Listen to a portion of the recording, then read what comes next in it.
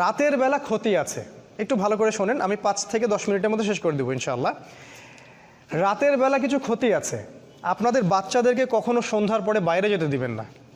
রাসূল বলেছেন সন্ধ্যার সময় বাচ্চাদেরকে ঘরের ভিতরে রাখবে, কারণ সন্ধ্যায় সময়ে জিন জাতি বের হয় যাদেরকে তোমরা দেখো না, এবং তারা আমাদের কখনো কল্যাণ চায় না। বেশিরভাগ জিনই দুষ্ট প্রকৃতির। তারা কিন্তু চ্যালেঞ্জ করছে আল্লাহকে যে এদেরকে আমি জাহান্নামে নিয়ে যাবই। একটা বার যদি জিন কাউকে আক্রমণ করে ফেলে তাহলে তাকে সলভ করা অনেক ডিফিকাল্ট আছে। আমি বারবার বলছি, তো সন্ধ্যাবেলায় খেয়াল রাখবেন বাচ্চারা যেন বাইরে না যায়।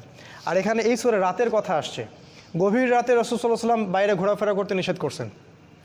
তিনি বলেছেন গভীর রাতে এমন অনেক মাখলুক আকাশে এবং জমিনের মাঝখানে থাকে যাদেরকে তোমরা দেখতে পারো না। তাই গভীর রাতে আমরা যদি বাইরে যেন না যাই আর কি। আসলে আমাদের সিস্টেম চেঞ্জ হয়ে গেছে তো, আর রাত এখন দিনের জায়গায়, দিন রাতের জায়গায়, এই জন্য এগুলো আমরা কেয়ার করি না। কিন্তু সমস্যাগুলো কিন্তু ঠিকই হচ্ছে। তারপরে আরও ব্যাপার আছে, সেটা হলো যে আমাদের সন্তানদেরকে এবং পরিবার পরিজনদেরকে সবসময় ঝাড়ফুঁক করবেন। ঝাড়ফুঁক মানে আমি তাবিজ ঝুলানো বুঝাইনি, আমি বুঝিয়েছি যে সূরা ফালাক, নাস, আয়াতুল কুরসি, সূরা বাকারা এগুলো পড়ে পড়ে ফু দিবেন। আর যারা পড়তে জানেন না তারা অডিও টেপ শুনতে পারেন, অডিও টেপ রেকর্ডিং বাসায় ছেড়ে দিবেন, ওখান থেকে দেখবেন শয়তান ইনশাল্লাহ চলে যাবে। আপনি যদি কোরআন পড়তেও না জানেন, আমার রিকোয়েস্ট হচ্ছে, কাইন্ডলি রিকোয়েস্ট হচ্ছে, কোরআন শুনবেন। কোরআন এমন একটা কিতাব, শুনতে শুনতে ওই বইয়ের প্রতি আপনার ভালোবাসা তৈরি হয়ে যাবে। একসময় আপনি ইনশাল্লাহ পড়তেও বসবেন ইনশাআল্লাহ। কোরআনের সাথে সম্পর্ক তৈরি করুন ইনশাআল্লাহ। আরও কিছু আমি টিপস দিতে যাচ্ছিলাম, সেটা হলো জাদু। এটা থেকে সেফ থাকার জন্য সকাল এবং সন্ধ্যায় অনেক আমল আছে। ফজরের পরে, মাগরিবের পরে আমলগুলো ছাড়বেন না। প্রিয় সম্মানিত ভাইয়েরা, আমার চাচার বয়সী যারা আছেন সবাইকে বলছি যে এই আমলগুলো কখনো ছাড়বেন না। যদি ছেড়ে দেন, আমি নিজের জীবন থেকে বলছি, যদি একটা দিনও আপনি আমলে গাফেলতি করেন, সেই দিনই কোনো না কোনো অ্যাক্সিডেন্ট হতে পারে, সেই দিনই হতে পারে।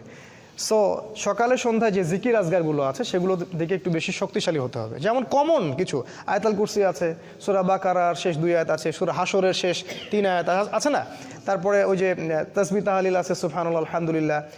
দোয়া যদি হিসাব করেন 50টা পার হয়ে যাবে।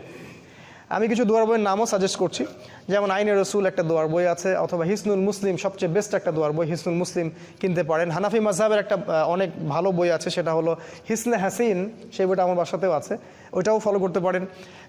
তারপর রুকিয়া একটা বই আছে, সেটাও ফলো করতে পারেন। তারপরে সহি দোয়া ঝাড়ফুঁক একটা বই আসছে মদিনা থেকে, সেটাও ফলো করতে পারেন। অনেক বই আছে, এই বইগুলো কালেক্ট করবেন এবং সকাল সন্ধ্যার দোয়াগুলো পড়বেন, তাহলে ওই জাদু এবং চোখ লাগা, বদনজর, জিনগ্রস্ততা এগুলো থেকে ইনশাল্লাহ আপনারা সেফ থাকবেন।